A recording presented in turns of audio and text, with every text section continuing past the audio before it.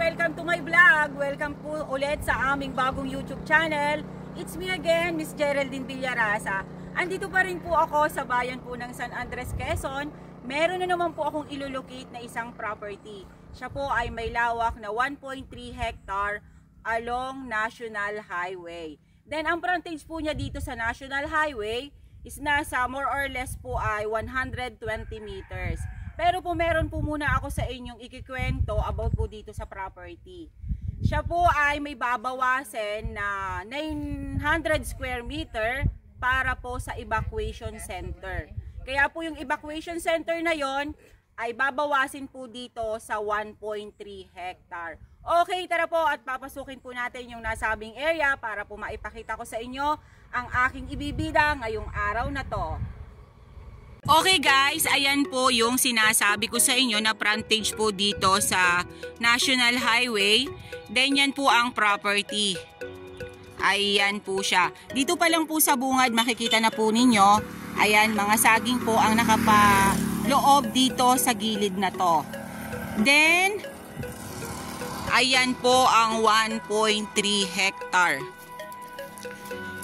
Makikita naman po ninyo talagang 100% flat land ang property na to. Ayan po siya. Then yung pong nyug na yan, ayan, medyo po mabababa pa siya. Kumbaga po ay mga takaran. Then yun na nga po, sabi ko po sa inyo, dito po sa San Andres, ang pagkakalinyada po ng nyog is napakaganda. Dito lang po sa side na to, ayan, dito po sa may bungad na to, andyan po ang mga nyog. Pero dun po sa may bandang likod, medyo po dun bakante. Then may nakita na po akong fruit bearings dun sa side na yon. Meron na po dong Indian mango sa kabilang side.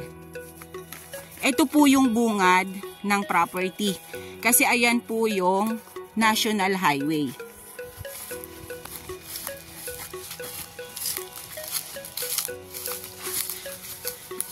Ayan po. Ayan po, may dalawa po. Bali po, 3 puno ng mangga dito sa side na to. Then, ayan po. Hindi lang po pala 3. 1, 2, 3, 4, 5, 6. Bali po, 6 po siya sa side na to.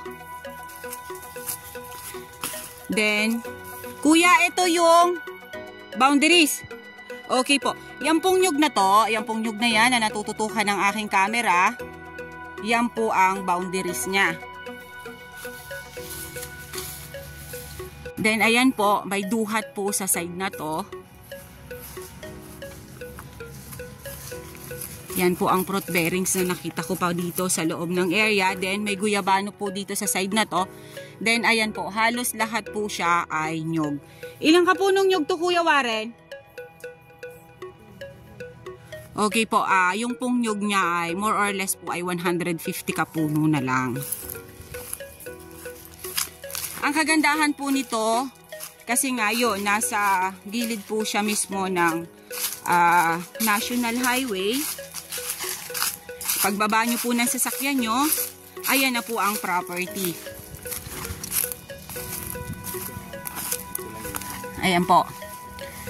Ito po naman yung boundaries nila, yung pong nyug na yan, na nakataytay na yan, pasok pa po yan dito sa property. Ayan po. Tara po at pupuntahan po natin yung kabilang side. Kasi nga po, ito nga po ay 1.3 hectare lang, kaya medyo maliit lang po yung area na ating iikutan. Hindi po katulad ng ibang mga property na marami po tayong iikutan. Ito po ay saglitan lang po talaga siya.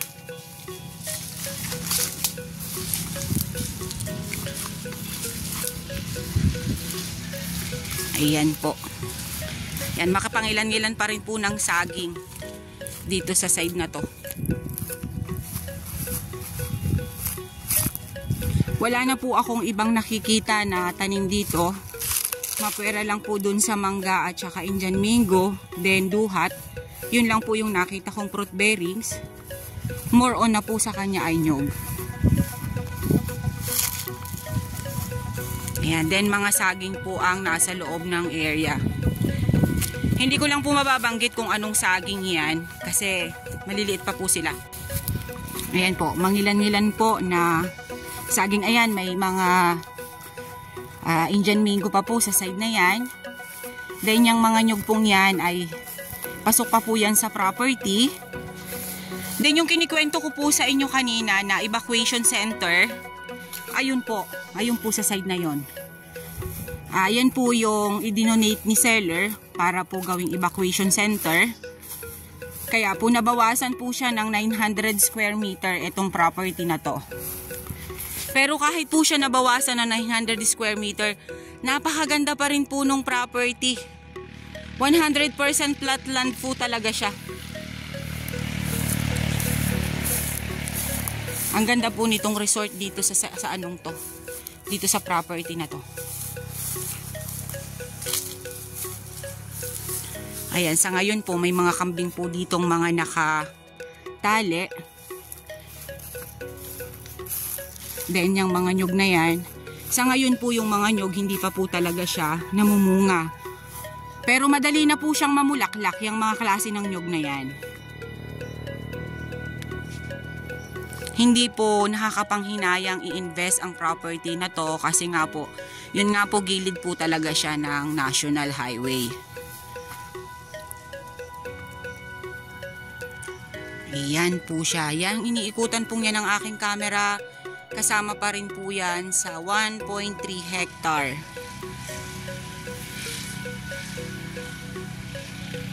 Ayan po. Napakaganda po niya, oh.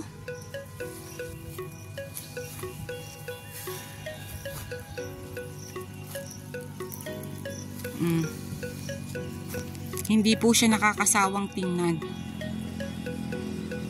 Nakakahanga po talaga dito sa San Andres. Yan. Mataba po yung lupa niya kasi ang lalaki po ng puno ng nyug niya, oh. Talagang wala po ako nakikita ditong property na hindi nakalinyada ang mga nyug. Napakasisipag po nila. Hindi po katulad dun sa ibang lugar na kung saan na lang po maitanim ng nyug, okay lang. Dito po hindi talaga. May mga pagitan po talaga sila. May sukat po sila na sinusunod para maging maayos po yung paglaki ng mga nyug na itinatanim nila. Kaya yung nyug po, lumalaki po ng husto yung puno kasi hindi po sila nag-aagawan ng sustansya sa lupa.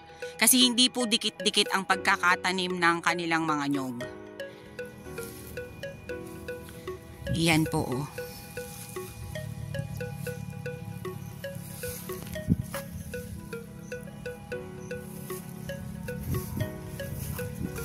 Yun nga po, sabi ko nga po sa inyo kanina, medyo po maliit lang po yung aking iikutan. Kaya ang video ko po ay konti lang. Maipakita ko lang po sa inyo yung property na ibinebenta ko. Ayan.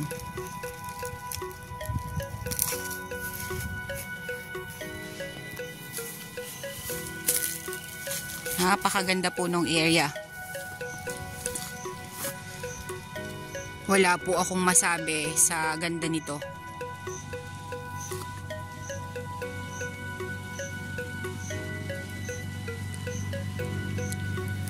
Yan, yung nyug pong yan, yung pong kanakalinyang nyug na yan, yan na po yung boundaries. Kumbaga po yan ay pasok pa rin dito sa property. Okay guys, avail nyo na po ang property namin. Dito po ito sa San Andres, Quezon.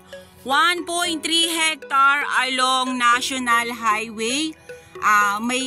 May source of water, meron po siyang electricity, may signal po ang kanyang telepono. Then ang frontage po niya sa national ay more or less po ay 120 meters. Then yun nga po yung kinikwento ko po sa inyo kanina na meron pong ikakat na 900 square meter para po sa evacuation center. Okay po, once again po ako po ulit ang inyong site locator, si Miss Geraldine Villarasa. Huwag niyo pong kalilimutan na i-like and share ang akin pong mga video at naglalambing pa rin po ako sa inyo. Paki-subscribe naman po ng aming bagong YouTube channel. Okay po, once again po, thank you po for watching!